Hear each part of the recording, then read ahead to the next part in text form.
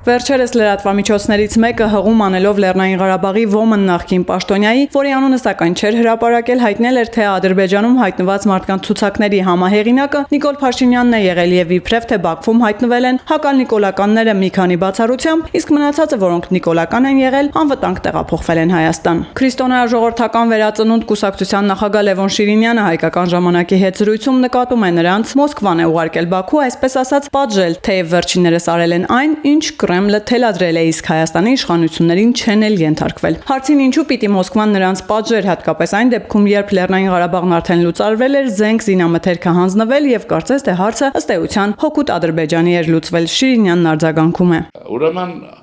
խնդիրը կես են կատարել, որն է դա, որտեղ Արցախի ուրեմն են լիկվիդացիայի ամբողջ գործը որ արեցին, մենք պարտվեցինք, մեր թափը կոտրվեց բնականաբար։ Եվ մենք պարտվեցինք հիմնականում հայ գեներալների ձեռքով, հայ գեներալների, այդ այն չի, որ այդպես պետք է պարտվեինք։ Օրինակ մինչև ինձ համար հասկանալի չէ, թե ինչու Արցախի բանակը չխփեց Արաքսի ափ դուրս եկավ, որովհետեւ ջրականում շրջափակեր ադրբեջանական զորքն ու ջնջխեր։ Ինչի չարեցին։ Հարց է, այդ հարցերը պետք է Այդ որտեղ Մոսկվան Լավրովի պլանով Արցախը հանձնում էր Ադրբեջանին, Լավրովի պլանով, իսկ Լավրովն էլ Կրեմլի ծրագիր է։ Եվ նույն Լավրովի պլանով երկրորդ մաս կար։ Իհարկե Արցախի հարցը լուծելուց հետո ինչ որ առաջացավ, ուրեմն լիկվիդացնել Հայաստանում այն իշխանությունը, որ ձևավորվել էր Մոսկվայի կամքին հակառակ հեղափոխության արդյունքով։ Դուք ասում եք Թավշյա, ինձ համար դա Թավշյա չի իմ համար, դա եղել է իրական հեղափոխություն։ Վատ է, որ Թավշյա եղավ իշխանության կողմից, բայց ինքը հեղափոխություն էր։ Ուրեմն ինչն էր խնդիրը։ Լավրովի պլան երկրորդը, որ ասենք Արցախի հարցով պետք էր շարունակվեր եւ Հայաստանում իշխանությունը տապալվեր։ Այս խնդիրը ուրեմն Բագո Սահակյան իր խմբով չկարողացավ կատարել եւ ոչ մեկը չի կարողանալու։ Դրա համար էլ իրենց պատժեցին։ Շիրինյանը նկատում է Մոսկվան հույս ուներ, որ Ղարաբաղյան կլանին մոբիլիզացնելով եւ Հայաստանի դեմ աշխատելով կկարողանա Հայաստանի իշխանությանը տապալել, սակայն հայ հանրությունն ավելի խելացի գտնվեց, քան կարծում էին։ Իսկ ինչ վերաբերում է Բաքվում հայտնված հայ ռազմագերիներին, կուսակցության նախագահը նկատում է Մոսկվան միշտ է այդպես վարվում իր հպատակների հետ, պատժում է։ Այս անգամ էլ Կրեմլը որոշեց իր ստրուկներին պատժել, ինչը նորություն չէ հայ-ռուսական հարաբերություններում։ Այս ովքեր որ 8 հոգին Մոսկվայի որոշումով հայտնվել են Ադրբեջանի բանդերում եւ վայելում են հակառակի իմաստով այն վայելքը, որ անում էին Արցախում, չէ, գեներալների թաղամաս, էլ գեներալ, էլ պրեզիդենտ, էս գեղեցիկ։ Հասկանում եք ոնց է։ Հիմա հակառակով էս մի պարտիանել է գնալու։ Ասեմ ինչու, որովհետեւ մեկ է իշխանություն փոխել չեն կարող։ Հաջորդը անկախությունը չի թողելու։ Մոսկվան դժգոհ է մնալու նաեւ նրանցից։ Դրա համար նոր ռեզիդենտել են որոնում, են չի որ ստավք են դրել են իրենց վրա մնում են։ Նոր պատժելու են սրանց, հաստատ իմացեք։ Բայց լավ կլինի մենք պատժենք, մեր իշխանությունն այլ լավ կլիներ, որ այդ 8 հոգին Հայաստանի ռազմադաշտային դատարանի առաջ կանգնեին։ Աղետը առաջացնելու համար, բայց այդպես չեղավ, վերցրին տվեցին։ Բիրիկով հանձնել են, չէ՞, ռուսները բիրիկով հանձնել են, Հայաստանից չեն ուզում, այստեղ էս մարդիկ։ Հարցին ինչպես է Սամվել Շահրամանյանը անարգել կարողացել գալ Հայաստան, Շիրինյանն ասում է պետք է գային եւ Մոսկվայի հաշվարկներով պետության մեջ պետություն ստեղծեին, Լեռնային Ղարաբաղի ինստիտուտները պահեին ու Հայաստանի դեմ աշխատեին, ինչ օրվա իշխանությունը թույլ չտվեց։ Գերմանացիները այդ կարգով չեն լիկվիդացրել ֆաշիստական Գերմանիան, ինչ որ էս Ղարաբաղի կլանը լիկվիդացրեց, հանձնեց։ Նախ Շահրամանյանը հանձնեց 8 հոգուն, հետո ինքը եկավ, չէ, ինքն է հանձնել։ Շահրամանյանը հանձնել է այդ 8 հոգուն Բաքվին։ Թուղթը ստորագրել է երևի, հետն էլ եկել է, որ չի ուզելու։ Հիմա էլ եկել է խափում է։ Սովետական տարիներին բուհեր մեծմիսի բան կար, որովհետև քնչանբանի ժամանակ եղել է դեպ ուսանողը,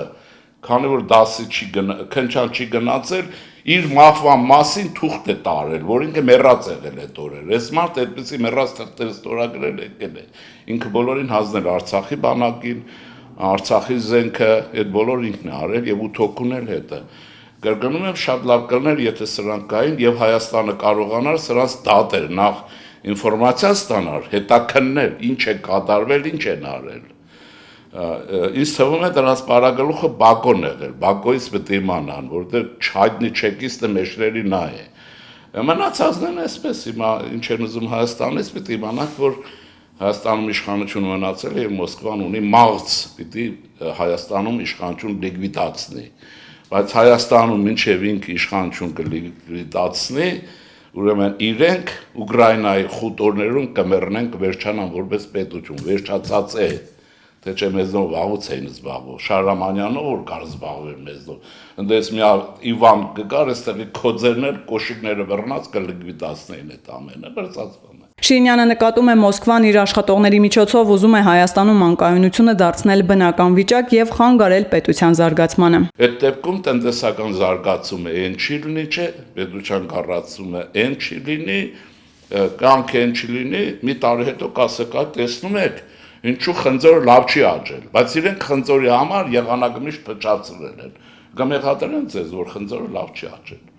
որովհետև ապակայուն եղել վիճակը, բայց այդ շրջանում էլ ես գիտեք, որ բոլորը գիտեն, ամեն շաբաթ ուրեմն իմ կուսակցական խմբով շրջում եմ Հայաստանում եւ գիտեմ, որ բազմաթիվ բարեփոխումներ են եղել։ Իհարկե դա մեզ չի բավարարում, բայց Սերժու Ռոբերտի մառախլապատ այդ մարիխուանայի Հայաստանի հետ համեմատելու բան չի։ Էլիկ առաջընթաց կա, բայց դա բավարար չի, եւ եթե որ բավարար չի, կասեք, այ ինչի չի եղել։ Դուք վիճակ եք առաջացնում, որ կայուն չլինի, հետո կասեք ինչու բերք լավ չի եղել։ Ըստ կուսակցության նախագահի, պետության եւ պետականության հիմքեր են ստեղծվում Հայաստանում եւ այստեղ է, որ Կրեմլում թագավորը մատը կծում է Շահրամանյաններին հրահրում սադրելու։ Հարցին պետության համար վերոնշյալ մարդիկ սպառնալիք ներկայացնում են, Շիրինյանը պատասխանում է։ Ներկայացնում էր պետք է Նիկոլին ասեք ինչու չի ձերբակալում։ Հավաքեք, ես ասել եմ, ընտրությունների նախորյակին դա շատ եմ ասել։ Հայաստանի Հանրապետության ազգային անվտանգության խորհուրդը, այն բանը Գրիգորյան Արմենը, ազգային անվտանգության խորհուրդը ցուցակ պիտի կազմի եւ որոշակի մարդկանց արգելի ընտրությունների մասնակցել։ Քոչարյան Ռոբերտի, Սերժ Սարգսյան եւ մնացած։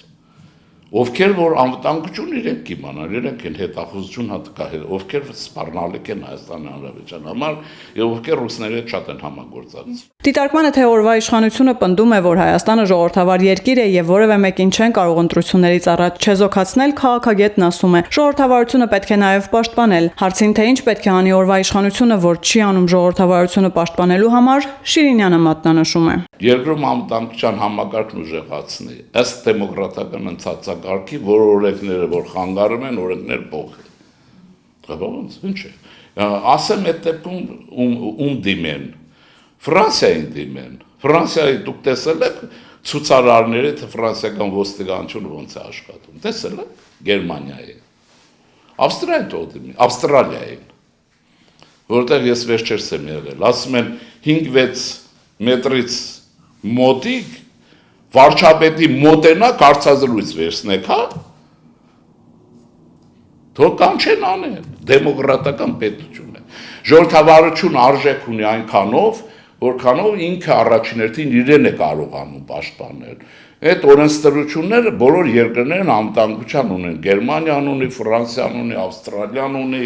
Անգլիան ունի։ Հասկանում եք, ոնց այս խնդիր չկա, մեկին բերեք, թող Ավստրիա մեր նման փոքր երկիր է։ Ավստրիայի օրենքները բերեն, թարգմանեն ու հուպ տան։ Ըստ կուսակցության ղեկավարի մեր եւ մեր երկրի համար անվտանգության հարցը օրհասական է եւ դեմոկրատական ընթացակարգերով պետք է երկիրը, ժողովրդին ու ժողովրդավարությունը պաշտպանել։